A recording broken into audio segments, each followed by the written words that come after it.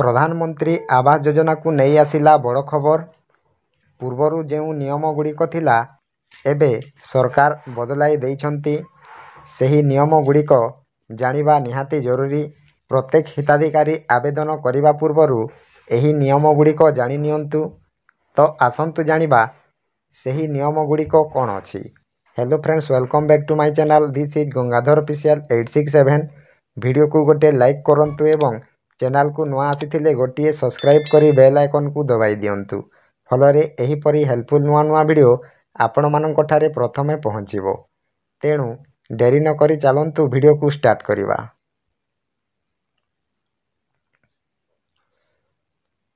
ପ୍ରଧାନମନ୍ତ୍ରୀ ଆବାସ ଯୋଜନା ହିତାଧିକାରୀମାନଙ୍କୁ ସ୍ୱପ୍ନର ଘର କରିବାକୁ ସରକାର ସାହାଯ୍ୟ କରୁଛନ୍ତି।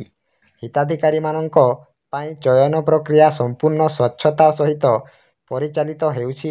ଯେଉଁମାନେ ଏହି ପଦକ୍ଷେପର ଲାଭ ପାଇଁ ପ୍ରକୃତରେ ଯୋଗ୍ୟ ସେମାନଙ୍କୁ ଚିହ୍ନଟ କରିବାକୁ ସରକାର ଉତ୍ସର୍ଗୀକୃତ। ଯଥାସମ୍ଭବ ଲୋକ ଏହାର ଫାଇଦା ଉଠାଇ ପାରିବେ। ଦେଖନ୍ତୁ, ପ୍ରଧାନମନ୍ତ୍ରୀ ଆବାସ ଯୋଜନା ହିତାଧିକାରୀଙ୍କୁ ସ୍ୱପ୍ନର ଘର କରିବାକୁ ସରକାର ସାହାଯ୍ୟ କରିବେ। ହିତାଧିକାରୀମାନଙ୍କ ପାଇଁ ଚୟନ ପ୍ରକ୍ରିୟା ପାଇଁ ସମ୍ପୂର୍ଣ୍ଣ ସ୍ୱଚ୍ଛତା ସହିତ ପରିଚାଳିତ ହେଉଛି। ତାପରେ ଏହି ପଦକ୍ଷେପରେ ହିତାଧିକାରୀଙ୍କୁ ଏକ ସର୍ଭେ ଆଧାରରେ ଚୟନ କରାଯାଇଥାଏ, ଯେଉଁଠାରେ ସେମାନଙ୍କ ସୂଚନା ମୋବାଇଲ ଡିଭାଇସ୍ ମାଧ୍ୟମରେ ସେମାନଙ୍କ ଘରେ ଅନଲାଇନରେ ପଠାଯାଇଥାଏ। ଦେଖନ୍ତୁ, ଏହି ପଦକ୍ଷେପରେ ହିତାଧିକାରୀଙ୍କୁ ଏକ ସର୍ଭେ ଆଧାରରେ ଚୟନ କରାଯାଇଥାଏ, ଯେଉଁଠାରେ ସେମାନଙ୍କ ସୂଚନା ମୋବାଇଲ ଡିଭାଇସ୍ ମାଧ୍ୟମରେ ସେମାନେ ନିଜେ ଘରେ ଅନଲାଇନରେ ସର୍ଭେ କରିପାରିବେ। ତାପରେ ପ୍ରଧାନମନ୍ତ୍ରୀ ଆବାସ ଯୋଜନାର ହିତାଧିକାରୀମାନଙ୍କ ପାଇଁ କିଛି ଜରୁରୀ ଏବଂ ମହତ୍ତ୍ୱପୂର୍ଣ୍ଣ ଅପଡେଟ୍‌ଗୁଡ଼ିକ ସାମ୍ନାକୁ ଆସିଛି। ଏହି ପରିବର୍ତ୍ତନଗୁଡ଼ିକର ଏକ ଅଂଶ ଭାବରେ ଆବେଦନ ପ୍ରକ୍ରିୟାରେ ସମସ୍ତ ପରିବାର ସଦସ୍ୟଙ୍କ ଆଧାର କାର୍ଡ ନମ୍ବର ବ୍ୟବହାର କରିବା ବର୍ତ୍ତମାନ ବାଧ୍ୟତାମୂଳକ ହୋଇଛି।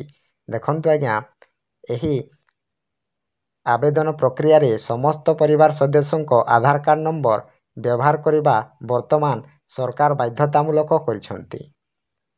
ତାପରେ ପ୍ରଥମ ଥର ପାଇଁ ପ୍ରଧାନମନ୍ତ୍ରୀ ଆବାସ ଯୋଜନାର ହିତାଧିକାରୀଙ୍କୁ ଆକଳନ କରିବା ପାଇଁ ଆର୍ଟିଫିସିଆଲ ଇଣ୍ଟେଲିଜେନ୍ସ (AI) ବ୍ୟବହାର କରାଯାଉଛି। ଏହି ପ୍ରକ୍ରିୟାରେ ଗ୍ରାମ ସଚିବ ଫଟୋ ଅପଲୋଡ୍ କରିବେ, ଯାହା ସ୍ୱୟଂଚାଳିତ ଭାବରେ AI ସିଷ୍ଟମ ଦ୍ୱାରା ଫ୍ଲାଗ୍ ହେବ। ଦେଖନ୍ତୁ, ଏହା ଗୋଟିଏ ନୂଆ ସିଷ୍ଟମ ଆସିଛି, ଯାହା ଆର୍ଟିଫିସିଆଲ ଇଣ୍ଟେଲିଜେନ୍ସ (AI) ବ୍ୟବହାର କରାଯିବ। ଏହି ପ୍ରକ୍ରିୟାରେ ଗ୍ରାମ ସଚିବ ଫଟୋ ଅପଲୋଡ୍ କରି ସ୍ୱୟଂଚାଳିତ ଭାବରେ AI ସିଷ୍ଟମ ଦ୍ୱାରା ଫ୍ଲାଗ୍ ହେବ। ତାପରେ ସର୍ବେକ୍ଷଣରେ AI ବ୍ୟବହାର କୌଣସି ଠକ କାର୍ଯ୍ୟକଳାପକୁ ରୋକିବା ପାଇଁ ଉପଯୁକ୍ତ ହିତାଧିକାରୀମାନେ ଏହି ଯୋଜନାର ଲାଭ ପାଇବାକୁ ନିଶ୍ଚିତ କରିବା। ଏହି ପଦକ୍ଷେପର ଦ୍ୱିତୀୟ ପର୍ଯ୍ୟାୟ ମାର୍ଚ୍ଚ 31 ସୁଦ୍ଧା ଶେଷ ହେବ ବୋଲି ଆଶା କରାଯାଉଛି। ଦେଖନ୍ତୁ, ଏହି ପଦକ୍ଷେପର ଦ୍ୱିତୀୟ ପର୍ଯ୍ୟାୟ ମାର୍ଚ୍ଚ 31 ସୁଦ୍ଧା ଶେଷ ହେବ ବୋଲି ଆଶା କରାଯାଉଛି।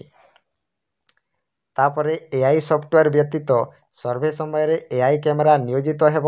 ଏମାନେ କେବଳ ହିତାଧିକାରୀଙ୍କ ରେଟିନା ସ୍କାନ୍ କରିବେ ନାହିଁ, ବରଂ ସେମାନଙ୍କର ଘରର ଅବସ୍ଥା ମଧ୍ୟ ଆକଳନ କରିବେ। ଯଦି ସଫ୍ଟୱେର୍ ଏକ ଆବେଦନକାରୀଙ୍କ ଘରେ କଂକ୍ରିଟ କାନ୍ଥ ଚିହ୍ନଟ କରେ, ତେବେ ସେମାନଙ୍କର ନାମ ସ୍ୱୟଂଚାଳିତ ଭାବରେ ଯୋଗ୍ୟତା ତାଲିକାରୁ ଅପସାରିତ ହେବ। ଦେଖନ୍ତୁ, AI ସଫ୍ଟୱେର୍ ବ୍ୟତୀତ ସର୍ଭେ ଟାଇମ୍ରେ AI କ୍ୟାମେରା ନିୟୋଜିତ ହେବ। AI କ୍ୟାମେରା ନିଜେ ବାଛିବ ଆବେଦନ ବା ସର୍ଭେ ହେବ କି ନାହିଁ।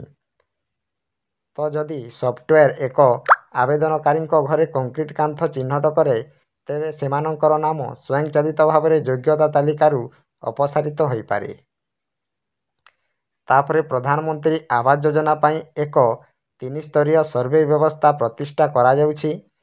ପ୍ରଥମ ସ୍ତରରେ AI ଯାଞ୍ଚ ଅନ୍ତର୍ଭୁକ୍ତ ହେବ। ତାପରେ ଦ୍ୱିତୀୟ ସ୍ତର, ଯେଉଁଠାରେ ଜିଲ୍ଲା ଅଧିକାରୀମାନେ ଅଧିକ ଯାଞ୍ଚ କରିବେ ଏବଂ ଶେଷରେ ବ୍ଲକ ଅଧିକାରୀମାନେ ତୃତୀୟ ସ୍ତରର ଯାଞ୍ଚ କରିବେ।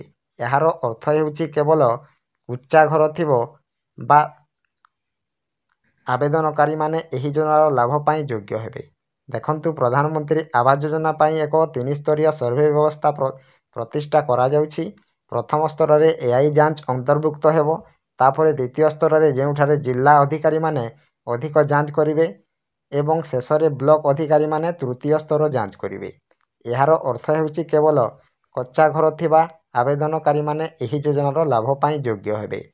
ତ ଏହା ଥିଲା ଆଜିର ଛୋଟିଆ ଅପଡେଟ୍। ଆପଣମାନଙ୍କୁ କେମିତି ଲାଗିଲା ନିଶ୍ଚୟ କମେଣ୍ଟ ମାଧ୍ୟମରେ ଜଣାଇବେ। ଭିଡ଼ିଓଟି ଯଦି ଭଲ ଲାଗିଥାଏ ଗୋଟିଏ ଲାଇକ୍ କରନ୍ତୁ ଏବଂ ଚ୍ୟାନେଲକୁ ନୂଆ ଆସିଥିଲେ ଗୋଟିଏ ସବସ୍କ୍ରାଇବ୍ କରି ବେଲ୍ ଆଇକନ୍କୁ ଦବାଇ ଦିଅନ୍ତୁ।